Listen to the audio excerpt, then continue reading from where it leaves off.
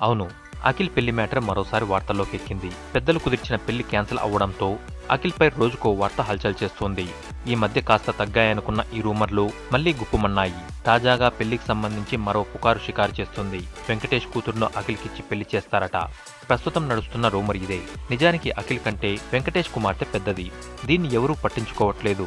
ఈ విషయానికొస్తే అఖిల్ కోసం ఇంతకుముందు అనుకున్న శ్రియా భూపాల్ కూడా అఖిల్ కంటే పెద్దదనే విషయాన్ని ప్రస్తావిస్తున్నారు.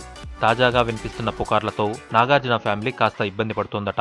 ఇప్పట్లో అఖిల్ పెళ్లి విషయం ఎత్తకూడదని నాగ్ ఇప్పటికే ఫిక్స్ అయ్యాడు.